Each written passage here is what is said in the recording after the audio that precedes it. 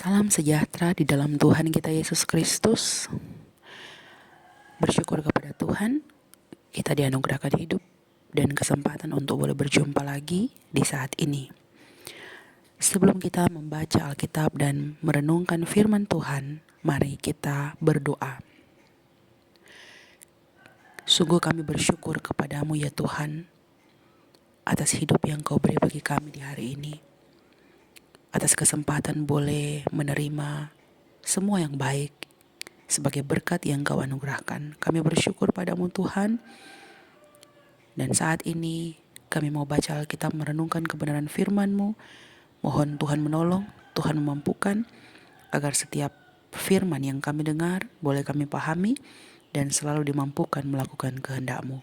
Demi Kristus Tuhan kami berdoa. Amin.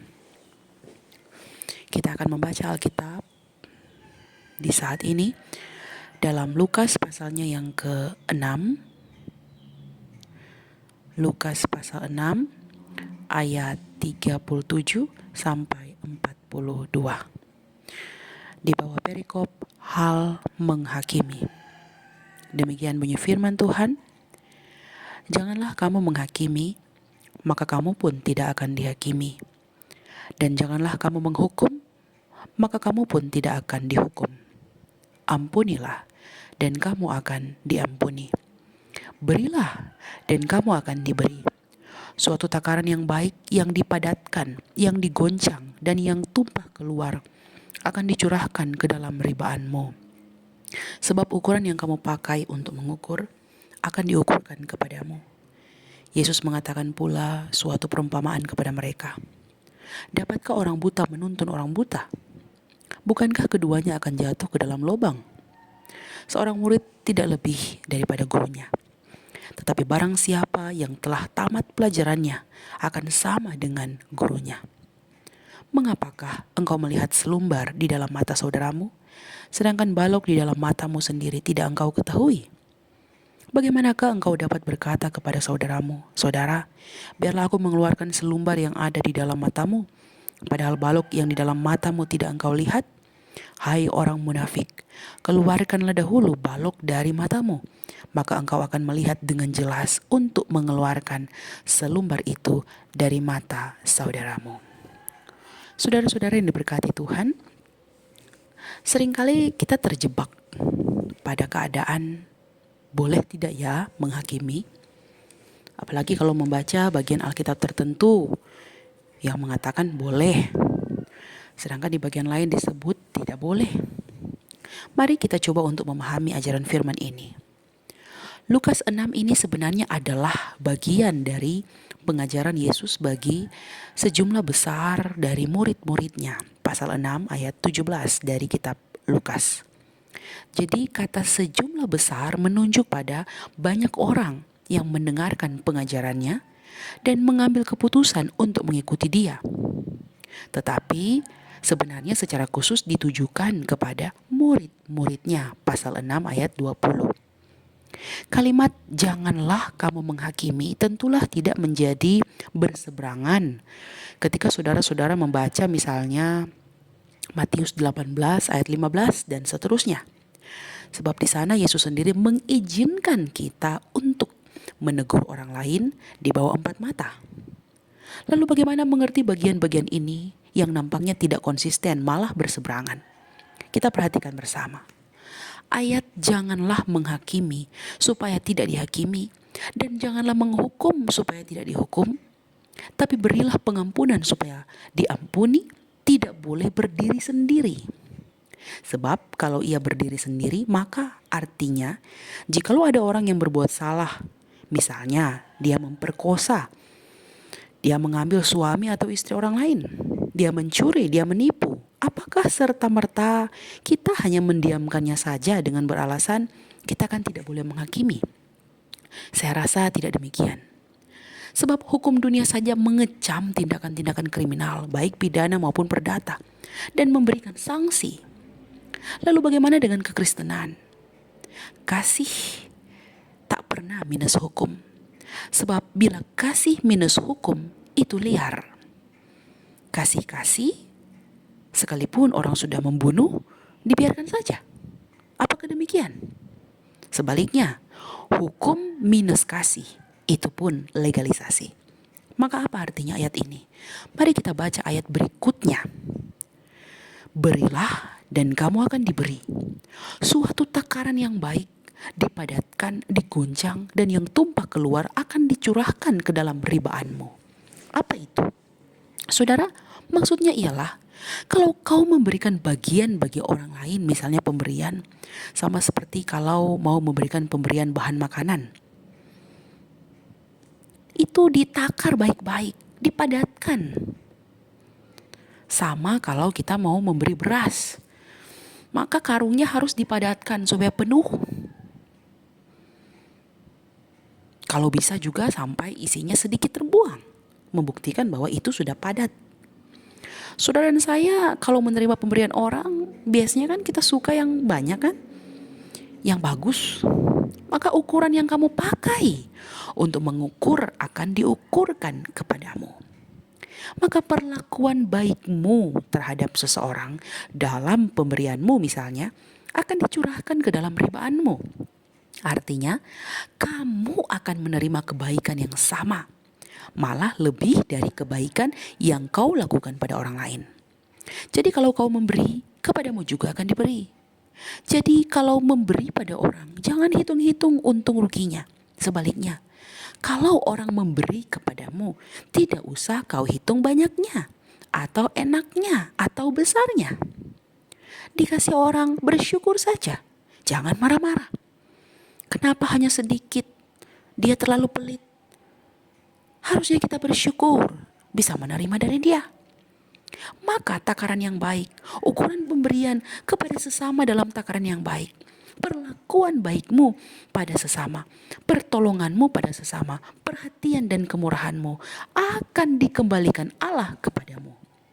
Sebaliknya, perilaku burukmu pada sesama, penghakimanmu, penghukumanmu, dan tak suka mengampunimu pada sesama akan pula ditakarkan kepadamu.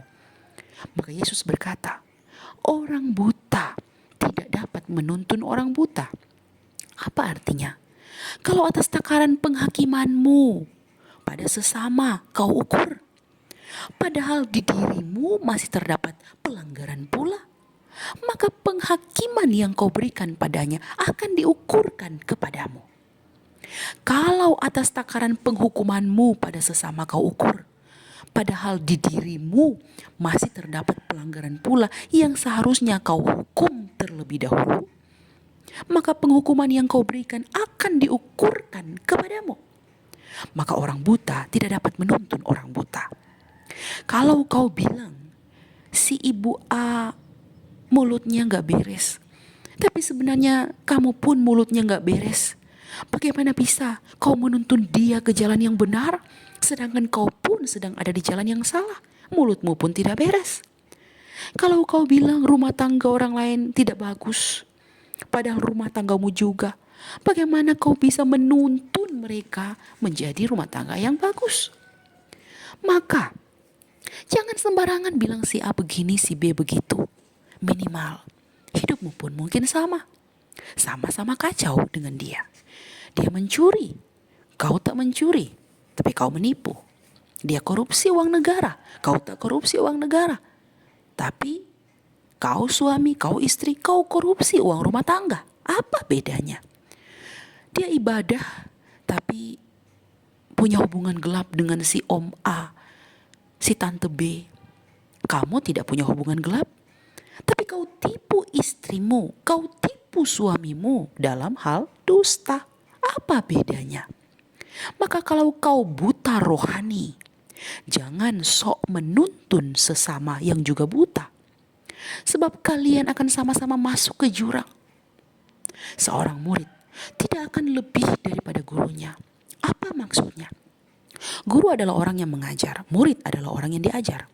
Dihubungkan dengan penghakiman tadi, maka Yesus ingin bilang, kalau kau masih kelas murid, masih perlu diajar tentang bagaimana hidup benar, bagaimana jadi teladan, bagaimana takut akan Tuhan, bagaimana menjauhi dosa. Jangan sok-sok mengajar kepada sesama murid yang juga masih harus diajar. Kalau masih banyak dosamu, masih suka bikin kesalahan, tidak usah sok mengajar orang lain yang juga sedang ada di jalan yang salah. Atau malah cepat sekali kau katakan pada orang bahwa dia sakit karena dosa ini, karena dosa itu. Dia kena musibah karena dia begini, dia begitu.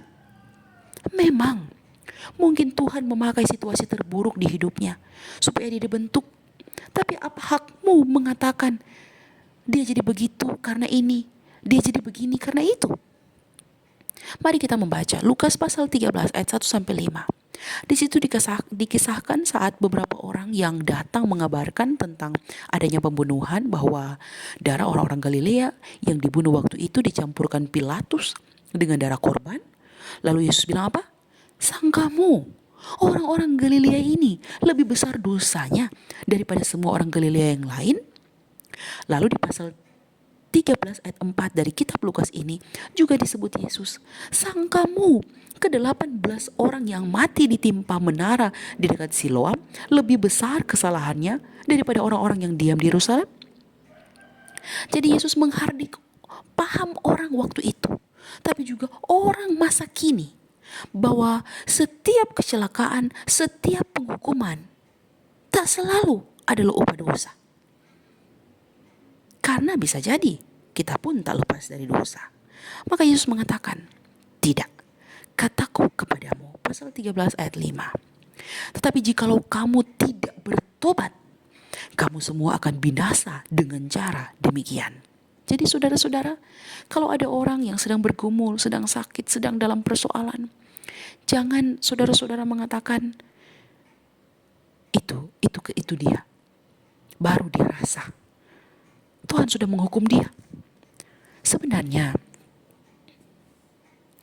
kalau ada saudaramu seperti itu, tunjukkan keprihatinanmu. Bukan sok sucimu, seolah-olah kamu pun bebas dari dosa. Kalaupun dia memang sedang dihukum Tuhan, seharusnya penghukuman itu jadi peringatan atasmu juga, supaya kamu pun cepat-cepat memperbaiki diri. Bukan untuk dipakai sebagai ukuran atas keberdosaannya, seolah-olah dalam sehatmu kamu tidak berdosa. Maka jikalau kamu sudah memperbaiki dirimu, sebagai murid kamu naik kelas dalam keberimananmu, lalu kamu akan tamat pelajaranmu, lalu nanti akan sama seperti gurumu, baru kamu bisa menghakimi orang lain. Karena kamu sudah bisa mengajar, kelas keberimananmu sudah naik level, sudah jadi guru. Sehingga kalau belum jadi guru, jangan kita sok menunjuk orang dalam salahnya. Tapi kapan bisa jadi guru? Kalau masih murid saja, kita selalu sok jadi guru. Masih banyak dosa saja, sok-sok menghakimi, seolah-olah orang lain lebih berdosa karena banyak bergumul dari dia. Lalu apa sebenarnya yang sedang disoroti Yesus tentang tidak boleh menghakimi ini? Apakah menjadi sama seperti kalimat pembuka saya tadi, bahwa kalau ada orang yang memperkosa, membunuh, menipu, berkelahi dan lain-lain, lalu kita tidak boleh melakukan apa-apa? Mari kita baca ayat 41. Ayat ini menjadi kunci dari maksud pembacaan kita. Mengapakah engkau melihat selumbar di dalam mata saudaramu, sedangkan balok di dalam matamu sendiri tidak engkau ketahui? Selumbar adalah satu lembar, bisa kertas, bahan yang sangat tipis, atau ini juga bisa berarti serpihan, pecahan, atau sesuatu yang kecil. Mungkin yang dimaksud Yesus kotoran mata. Inti pembacaan kita ada di bagian ini. Saat Yesus mengatakan, mengapa engkau melihat selumbar di dalam mata saudaramu? Mungkin kalau itu kotoran mata, kalimatnya bisa jadi begini. Mengapa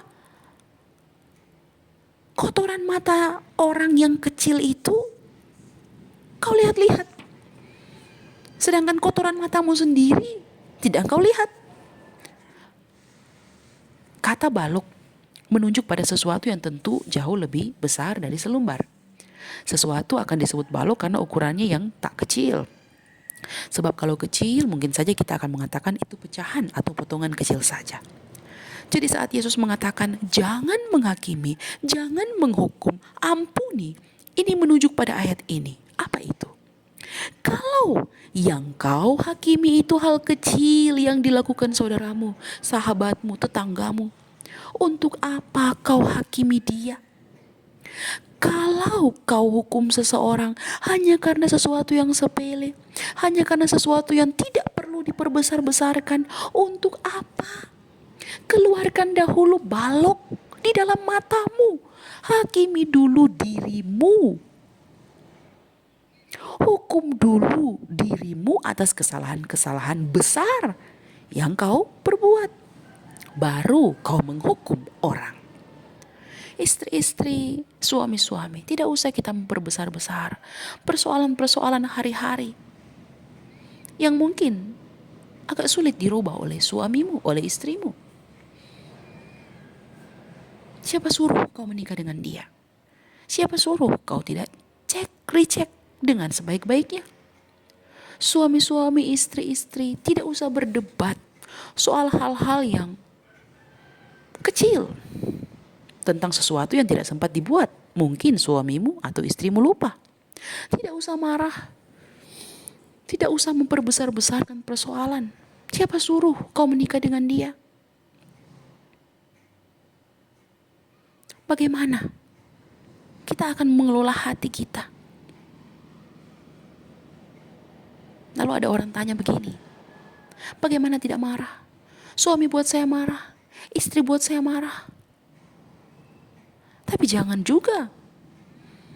Suami tidak jelas kemana, pontar ke sana kemari, membebani rumah tangga. Lalu suami berkata, kamu tidak boleh menghakimiku. Kan Tuhan bilang, tidak boleh menghakimi.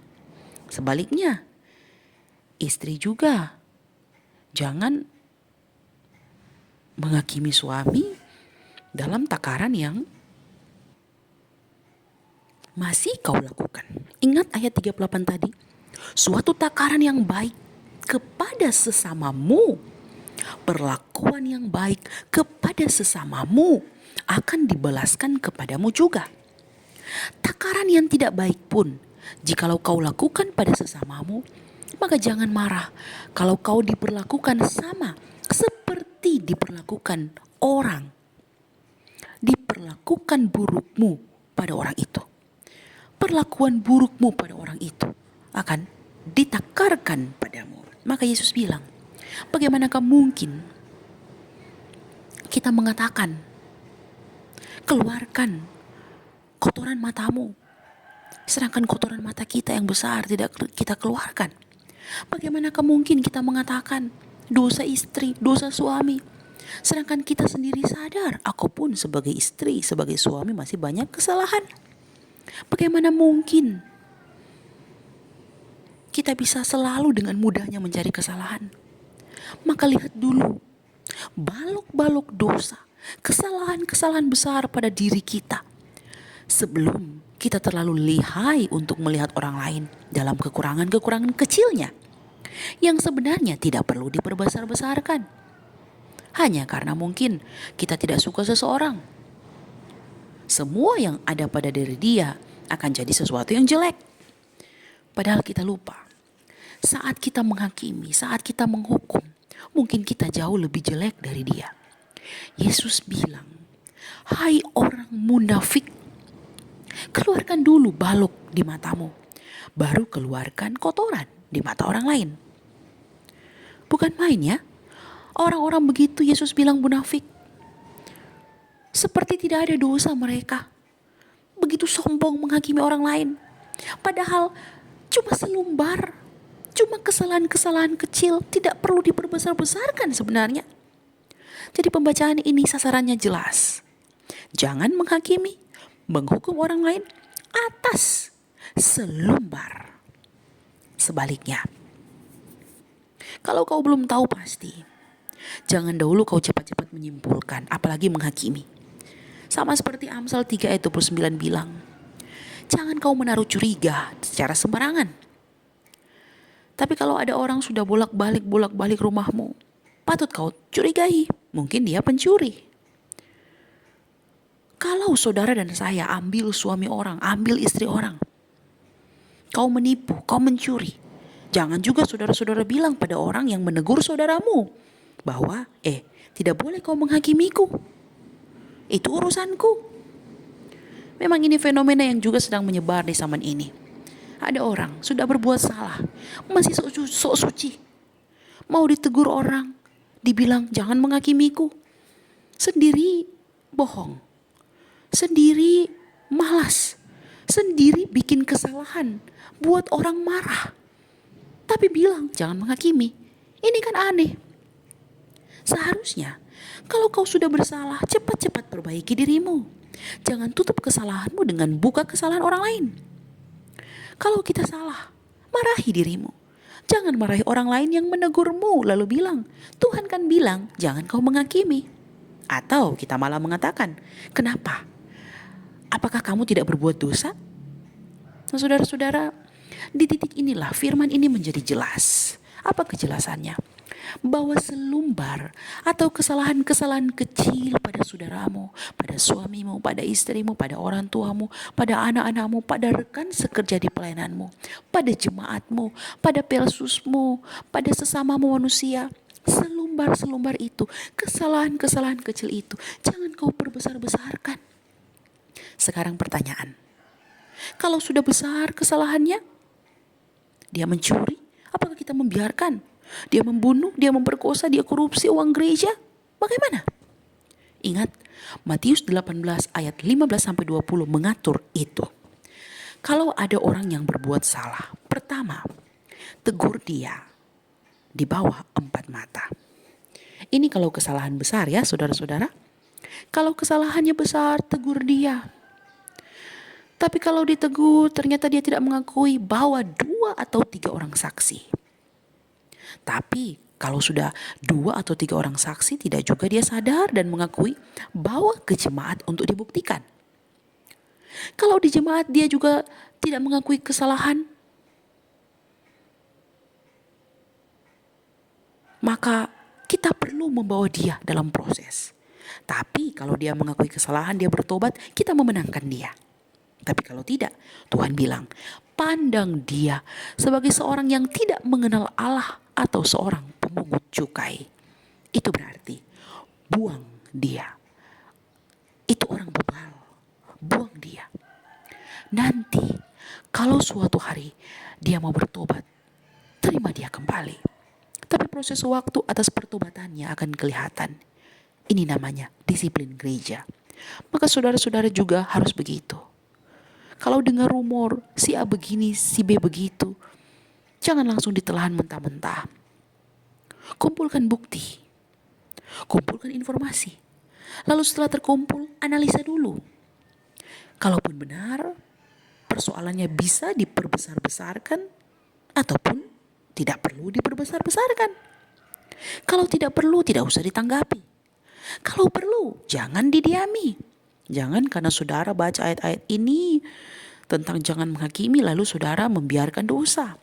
Sehingga kita akan terjebak dengan kasih minus hukum tadi. Liarlah kita saudara-saudara. Maka saat memperbaiki hidup orang lain, pertama, lihat dirimu sudah beres tidak. Kalau sudah, tolong dia membereskan hidupnya. Jangan hanya bersekutu untuk menjatuhkan dia. Kalau kau rasa ingin memperbaiki dirinya, tapi dirimu pun kau rasa sama masih penuh dosa, panggillah para hamba-hamba Tuhan yang mungkin lebih bisa. Karena itu memang tugas mereka. Bisa disampaikan pada hamba-hamba Tuhan. Bisa disampaikan pada pemerintah. Kalau dalam hubungan mengganggu keamanan ataupun kehidupan bersama dalam masyarakat. Karena mereka andil atas hidup masyarakat. Jadi saat kau menghakimi sesamamu, entah istrimu, suamimu, anakmu, orang tuamu, temanmu, siapapun sesamamu, pertama lihat dirimu. Sebaliknya, kalau kau terhakimi oleh orang lain, jangan juga langsung tersinggung dan bilang, dia campur-campur urusan saya. Uruslah hidup kita masing-masing. Kan kamu tidak lebih baik dari saya. Padahal mungkin yang menyampaikan itu maksud hatinya baik. Kita saja yang begitu cepat tersinggung. Maka pertama, terima masukannya. Karena paling tidak, dari sekian persen ucapan orang tentang dirimu, pasti ada sekian persen benarnya. Mungkin memang perlu diperbaiki.